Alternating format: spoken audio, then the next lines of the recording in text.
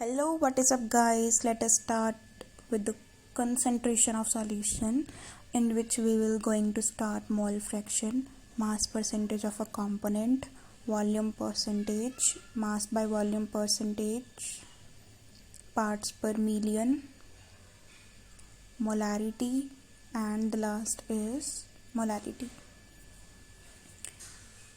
So let us start with the mole fraction which is denoted by x. So mole fraction of component क्या होता है? Number of moles of component to the total number of moles of component.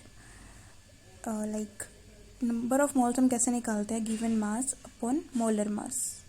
ठीक है, तो like हमें निकालने हैं mole fraction component A का. हमारे solution में 2 components है, component A and component B.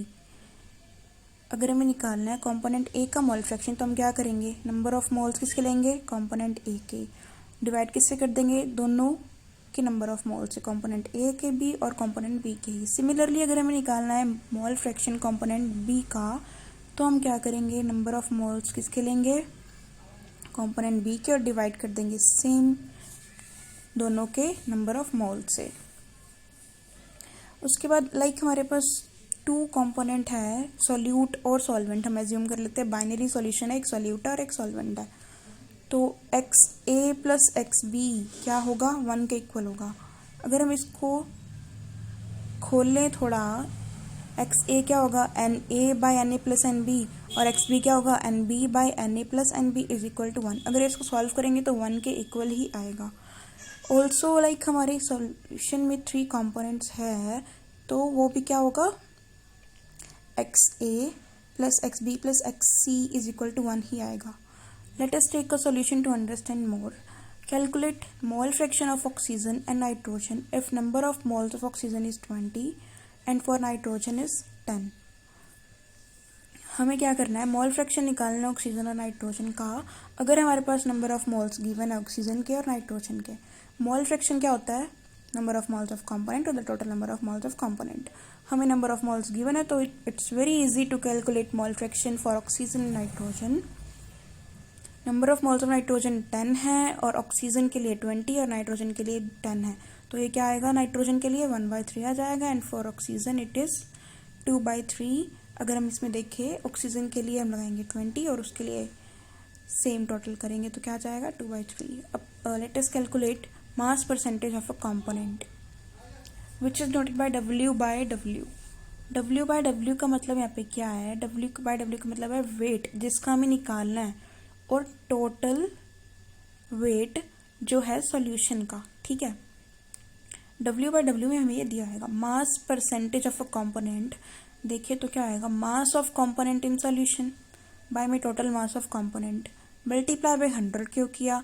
Because mass percentage का मतलब ही 100 होता है. लाइक हम इसको एक एग्जांपल से देखें. यहाँ पे दिया हुआ 10% ऑफ ग्लूकोज इन वाटर. इसका मतलब क्या है? 10 gram of glucose is dissolved in 100 gram of water. नहीं है, इसमें क्या होगा? 10 gram of glucose dissolved of water में, so the total mass solution का क्या हो जाए? 100. सो वाटर कितना होगा? 90 gram. Let us take volume percentage. इसको हम डिनोट करते हैं V बाय V से. वॉल्यूम परसेंटेज क्या होगा? Volume of a component by में total volume of solution multiply by 100. इसमें अगर हम देखें बिल्कुल सिमिलर है मास परसेंटेज से, बस उसमें हमें मास दिया गया था, मतलब वेट दिया गया था. इसमें हमें क्या दिया हुआ है? वॉल्यूम दिया हुआ है, इसलिए हमें V बाय V कर दिया. इसका एग्जांपल देखिए, 10% of ethanol in water by volume. मतलब क्या है इसका? 10 ml इथेनॉल डिजॉल्व्ड है वाटर में, सच दैट टोटल वॉल्यूम जो है सोल्यूशन की वो कितनी होगी? 100 ml. तो वाटर कितना आएगा? 100 ml minus 10 ml is equal mass by volume percentage. इसको हम डिनोट करते हैं M बाय V से. It is the mass of solute dissolved in 100 ml of solution. ठीक है, M सॉल्यूट का मास है, V क्या है? वॉल्यूम सॉल्यूशन की, that is 100 ml. Fifth is parts per million. Parts per million देख के लगता है कि बहुत ज़्यादा बड़ी कुछ टर्म होगी, बट ऐसा कुछ है नहीं, बहुत सिंपल सा ही है. जैसे कि होता है परसेंट, सेंट का मतलब क्या होता है 100, तो हम क्या करते हैं 100 से मल्टीप्लाई कर देते हैं। वैसे ही है पार्ट्स पर मिलियन, पर मिलियन है तो हम क्या करेंगे मिलियन से मल्टीप्लाई कर देंगे। मिलियन कितना होता है 10⁻⁶। पार्ट्स पर मिलियन क्या होता है number of parts of component to the total number of parts of all the component of the solution multiply by 10⁻⁶। बिल्कुल सिंपल है, बस इसमें क्या करना होता है 10⁻⁶ से मल्टीप्लाई कर देना होता है।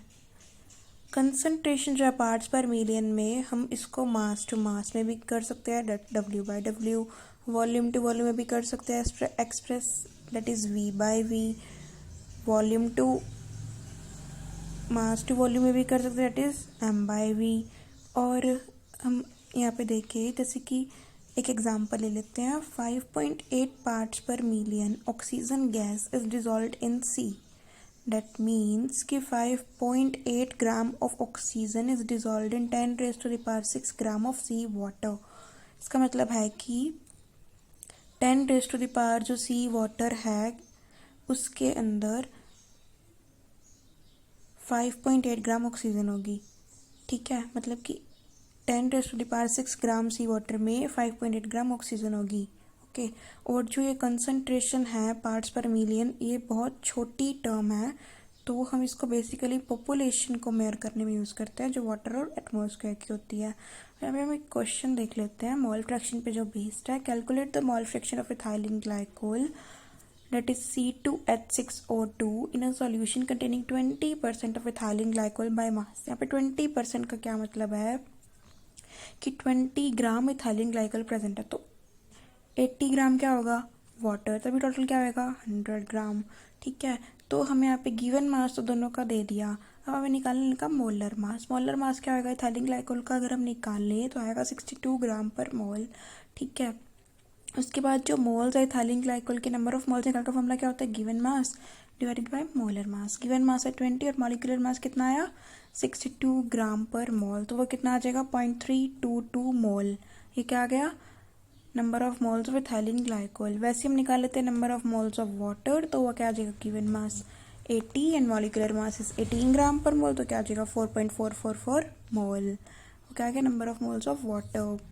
उसके बाद अगर मोल फ्रैक्शन निकाले इथाइलिन ग्लाइकोल का, जो कि हमें क्वेश्चन में निकालने को बोला है, तो क्या आएगा number of moles of ethylene glycol divided by total number of moles of all the component. ठीक है, तो क्या आएगा कंपोनेंट के हमारे पास वाटर इथाइलिन ग्लाइकोल ही है, तो अगर हम उसको यूज़ करेंगे तो क्या आ जाएगा 0.322 divided by 4.444 plus 0.33 is equal to 0.068 आ जाएगा। वैसे अगर हमें वाटर का निकालना है तो हम क्या करेंगे, दोनों का सम क्या होता है 1 के इक्वल होता है, दोनों का मोल फ्रैक्शन का सम क्या आएगा 1 के इक्वल होएगा, तो 1 माइनस इथाइलिन ग्लाइकोल का मोल फ्रैक्शन माइनस कर देंगे तो क्या आ जाएगा वाटर का मोल फ्रैक्शन क्या आ जाएगा 0.9। उसके बाद हम देखिए अगर मोलारिटी, तो मोलारिटी को हम डिनोट करते हैं कैपिटल एम से। It is defined as number of moles of solute dissolved in 1 litre of solution. कितने में 1 लीटर सॉल्यूशन में डिजॉल्व होगा। मोलारिटी क्या आएगी number of moles of solute divided by volume of solution in litre, तो इसकी unit क्या आ जाएगी मोल पर लीटर। वैसे इसका एग्जांपल देखिए 0.25 मोलर सॉल्यूशन ऑफ NaOH। इसका मतलब क्या है कि 0.25 moles of NaOH is present in 1 litre of solution, because molarity किस में होती है लीटर्स में। ठीक है, तो मोलारिटी किस में होती है लीटर्स में, तो क्या हुआ इस तरीके से अगर हमें दिया हो क्वेश्चन में 0.25 m solution of NaOH is dissolved in dash dash, तो इसका मतलब क्या आएगा कि 0.25 मोल्स ऑफ NaOH प्रेजेंट है 1 लीटर सॉल्वेंट में। ठीक है, उसके बाद अगर हम देखें इस पे क्वेश्चन,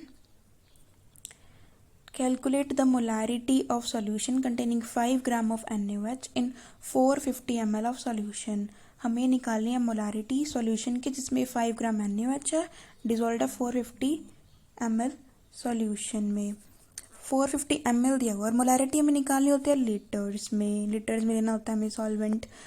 ठीक है, उसके बाद हमने इसको लीटर में कन्वर्ट करने के लिए क्या किया 1000 से डिवाइड कर दिया, तो क्या आ गया 0.45 लीटर।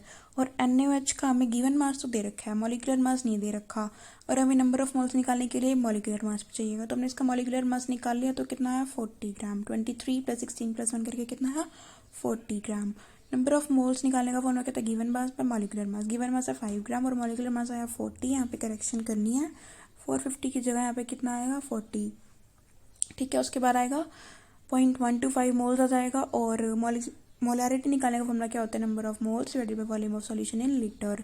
0.125 क्या आ गया, number of moles divided by हमने लीटर में जो सॉल्यूशन था इट इज 0.45 लीटर्स। तो हमारे पास इसका आंसर क्या आ जाएगा 0.278 मोल पर लीटर। और 1 litre is equal to 1 decimetre cube होता है, तो हम इसका decimetre. Let us start with molality. It is defined as a number of moles of solute per kg of solvent. It is noted by small m. Molality क्या होती है, number of moles of solute divided by mass of solvent in KG. In KG में होता है और molarity किस में होती है, लीटर्स में। इसकी यूनिट क्या आएगी, मोल पर केजी। अगर हम इसका देखेंगे example, 1 molal solution of KCl। इसका मतलब क्या है, 1 mole of KCl is dissolved in 1 kg of water. ठीक है, और 74.5 ग्राम यहाँ पे क्या लिखा हुआ है, KCl का मॉलिक्यूलर मास। ओके, तो अगर हमें इस तरीके से दिया हो तो हमें ये इसको रिप्रेजेंट करता है इस तरीके से। ओके, अब इसका एक क्वेश्चन देख लेते हैं। Calculate the molality of 2.5 gram of ethanoic acid and 75 gram of benzene. Molecular mass देखें अगर हम इथेनॉइक एसिड का, तो हमें यहाँ पे दे रखा है 60 ग्राम, दे नहीं रखा है एक्चुअली, हमें इसको निकालना पड़ेगा। ठीक है, इथेनॉइक एसिड फॉर्मूला क्या होता है, CH3 C double bond OH 12 multiply by 2 + 1 + 4 + 16 into 2 करके करेंगे तो क्या आ जाएगा 60 ग्राम पर मोल। मोलालिटी का फॉर्मूला क्या होता है, moles of ethanoic acid divided by mass of benzene in KG. Moles निकालेंगे तो क्या आ जाएगा, given mass by molecular mass. Number of moles का फॉर्मूला जो होता है 2.5 डिवाइडेड बाय 60 और mass of benzene in KG. हमें किस में दे रखा है, ग्राम में। केजी में करने के लिए हमने क्या किया, 1000 से डिवाइड कर दिया, तो क्या आ जाएगा 0.556 मोल पर केजी। और हम इसको कैसे रिप्रेजेंट कर सकते हैं, 0.556 मोलल। ओके, तो हम एक और क्वेश्चन देख लेते हैं। A solution of glucose in water is labeled at 10% by weight. What would be the molality of this solution? 10% by weight हमें दे रखा है, तो इसका मतलब क्या होगा, हमने पहली बार देखा 10% by weight ऐसा कुछ ना, तो देखते हैं क्या होता है ये।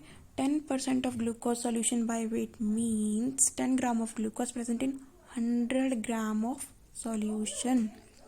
तो मतलब कि जो वाटर होगा, इन्होंने बोला a solution of glucose in water, तो मतलब कि जो वाटर होगा वो कितना होगा 100 - 10 दैट इज 90 ग्राम। और ग्लूकोज का मॉलिक्यूलर मास कितना होता है 180 ग्राम। और मोलालिटी हमें निकालनी है, मोलालिटी क्या होती है, moles of solute divided by mass of solvent in KG.